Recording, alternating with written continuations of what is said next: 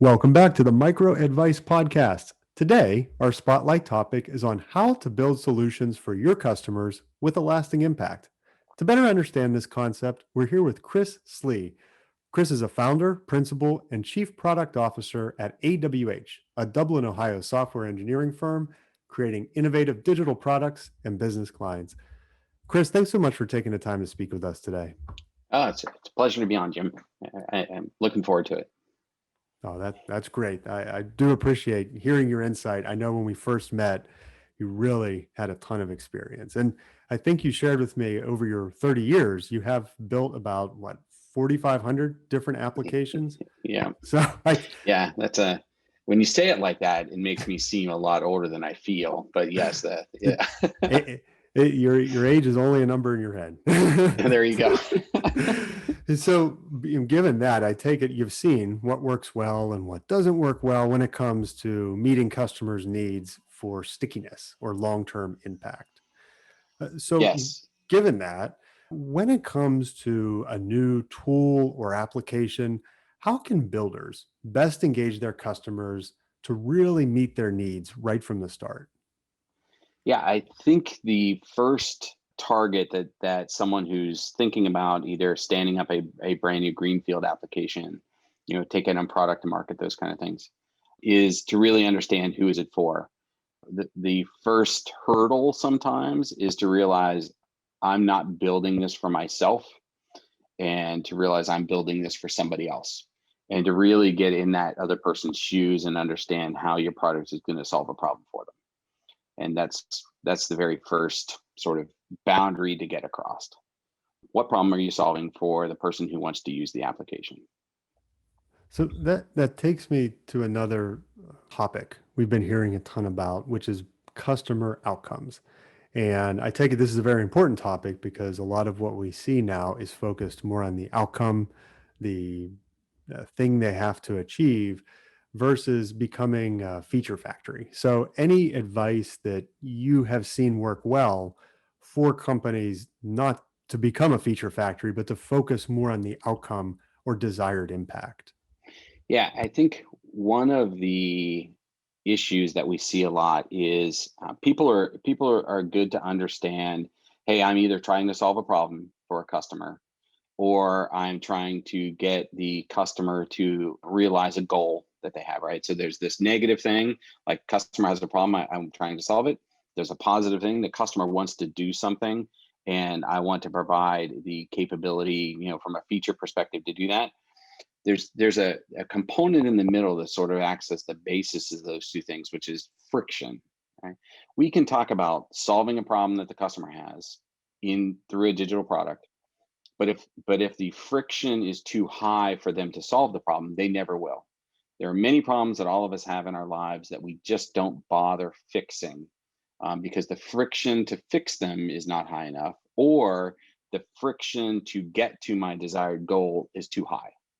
So when we talk product, we have this concept of, hey, you're either solving somebody's problem or you're trying to let them achieve their dream. The drag factor on either one of those is the friction necessary for them to take action, right? So when we talk about stickiness or we talk about long-term product capability, every feature that you approach adding to your product, you should be thinking about that is this either reducing friction, or is it something that would keep them from using the product at all? And sometimes the feature factory approach of I have hundreds of features is a friction unto itself. You have essentially option bias at that point. That's interesting. And it made me think of something when you were speaking that I believe caused friction, but customers don't exactly know how to articulate it. If you think back to an example when Henry Ford first built the automobile, if he asked what people wanted, they would have said, well, faster horses, because that's all they had available at the time. Have you seen that with customers where they have a friction point, but they can't really articulate what it is that would solve it? Yeah, we actually see that a lot, and especially in new or modern digital product space, because machine learning has stepped in to give us capabilities that we didn't really have before, right? The old saying, the old saying, the current machine learning saying, which is you cannot if then else your way to a self-driving car. Until we had the ability to train machines, we couldn't do a self-driving car.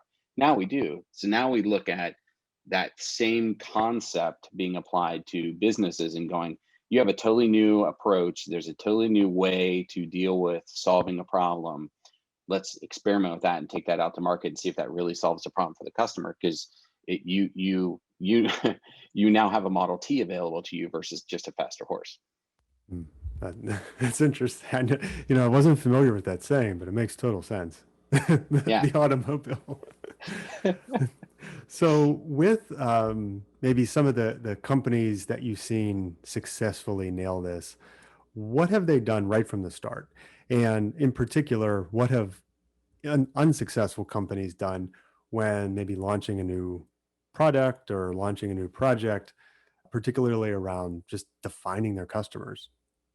Yeah, the one thing that if there are drums to be beaten, one of the drums that we beat a lot is get something in your customer's hands. You don't have to even be proud of it. Just get it in their hands, and they'll tell you what they like and don't like about it. And this goes back to the adages of customer surveys and customer focus groups and some of those kind of things. We have a sort of an internal mechanism that says believe your customers until you build the product, and then they'll lie to you. Right? You have to believe them up until the fact that you hand them something. But once you can hand your customer something, watch what they do with it. And then that will tell you the truth of your product. So, when you look at what is the core activity that you want your product to solve for the customer, do they use it for that core activity? And wrapping it with 100 more features isn't going to make it sticky and useful if it doesn't really hit to the core of what that product is there for. Okay. So it's first defining that core kind of pain point or problem or activity, build for that, and then the other nice to haves come later. Yeah.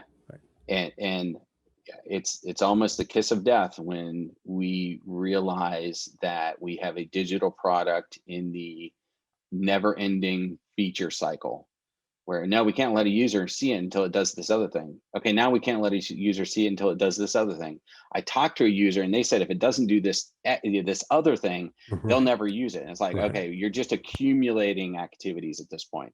You have to release that into the world and get actual users to give you feedback and not what they say, what they do Okay. That is is the feedback you want. That's really good advice. And I think a lot of companies, in my experience, have been crippled by that exact phenomenon where they want something to be perfect before they put it out there for fear it might be embarrassing, as opposed to building it with the customer instead of for the customer and then finding out the customer doesn't want it.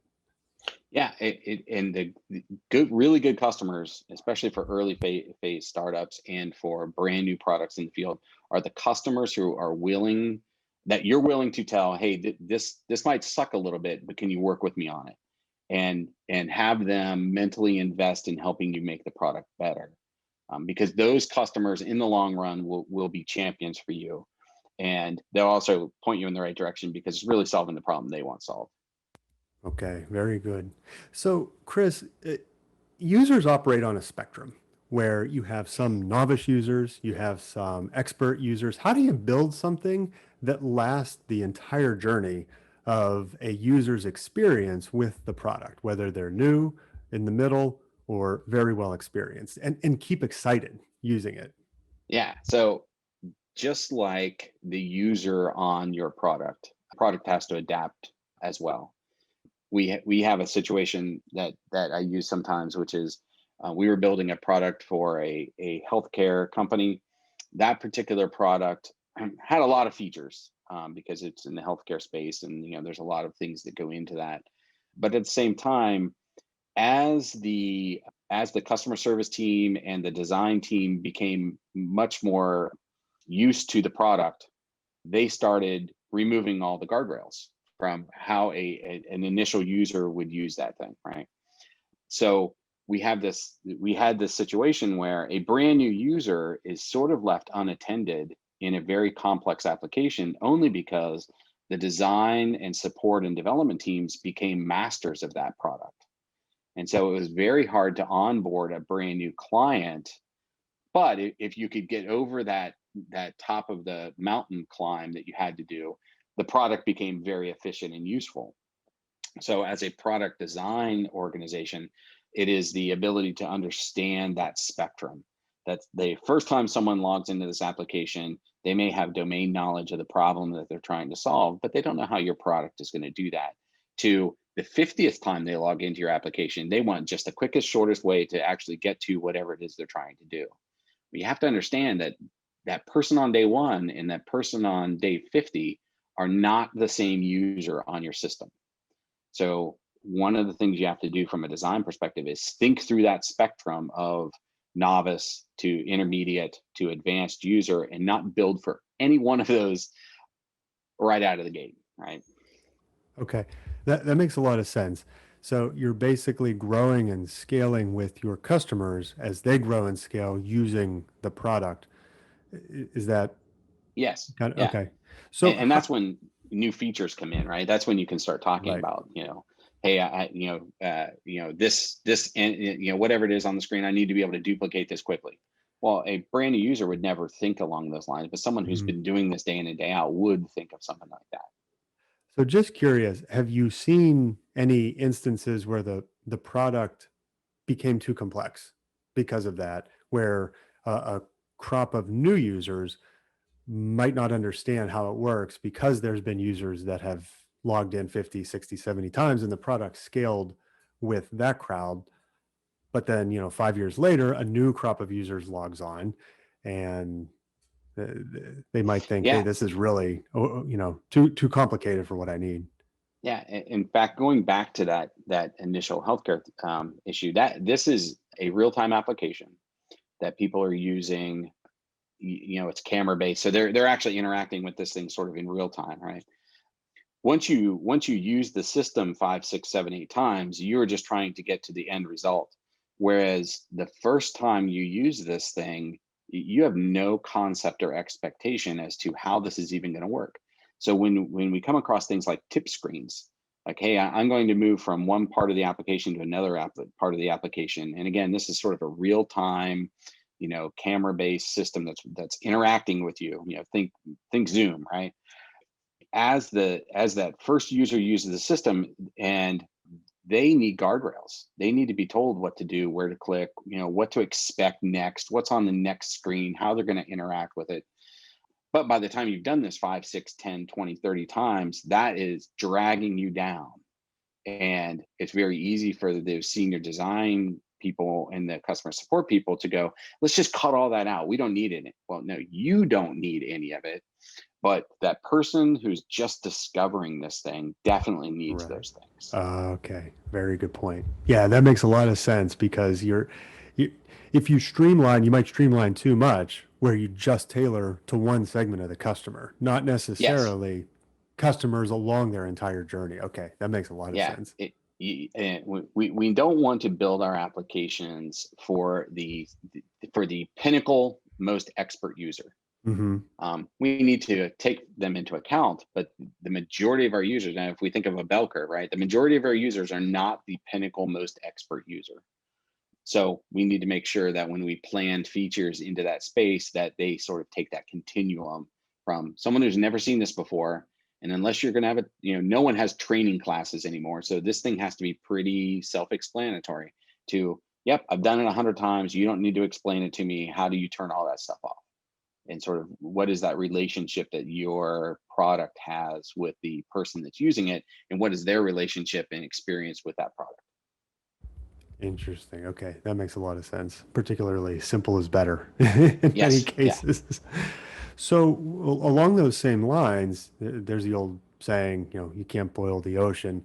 And many cases you just described why that's not a good approach. So how would companies turn maybe a niche product tailored to one particular segment or one industry, one vertical, into something that's more usable across audiences? My suspicion is those in the transportation industry have vastly different needs than those in the healthcare industry or the telecom or the mining or what have you. Yeah, and I would think that when you're talking about a niche solution, you're even breaking down that vertical more. That Right. healthcare is still a massive thing. So how can you come down into a niche of people that you can serve without having, essentially being crushed by the gravity of all the features you're adding? Serve that niche and then figure out who else is similar to that particular niche and can you branch out to there. So rather than coming up to the surface and trying to run across the Mhm. surface of the entire, healthcare spectrum, it's find out where your product works in a niche and then find out other niches that are very similar to the niche that you're in and migrate to those. Because I would rather have a product that sits in 5 or 6 niches and is very successful than something that comes out into the market and now has to go fight against the 900-pound gorillas and never really gets the traction that you want to get from an organization. Okay, that's very good advice. Again, another phenomenon that I think a lot of organizations are trying to solve all the problems all at once with that first iteration. Not necessarily let's nail it here and then move to the next one, nail that, then move to the third one, rinse and repeat. Yeah, in fact, we had a client that was, they were working in the machine learning space. It was a clinical tool. It allowed a clinician to have a conversation with someone, sort of like what we're having here. It would listen to that conversation and then it would score that conversation based on the suicidation of the people that was in counseling. So there was a bunch of machine learning underneath listening. You had to break it down and we sent it out to Watson and got transcripts back and sort of manage that process. And then from that one sort of mental health aspect, we were able to expand into depression and then into psychosis and then into some other mental health areas. But we started with suicidation because that was the corpus of knowledge that we had to work on. And then from there, once we did our clinical trials and had good penetration into that, then it was easy to step into adjacent, mental problems. Mhm. um, and then be able to work with the clinicians on what did that mean, and then do additional clinical trials on those other adjacent areas. But that's sort of an example of sort of hit that niche, really understand it, really catch it in, and then look for the adjacent areas that you could move to increase your product scope. Okay, very good. Yeah, that is gold advice. It really is. It's yeah, I've seen it the other way so many times, and I really like that approach. So, Chris, a final question for today, and I'm sure you have a ton of great stories to share. Have you ever seen examples where you didn't think a product or an app was going to work or stick, and then it turned out being a phenomenon, or vice versa, where there was a lot of hype around something and it just flopped whenever it got into the market? Hey, you don't have to Uh, go into specific names or anything, yeah.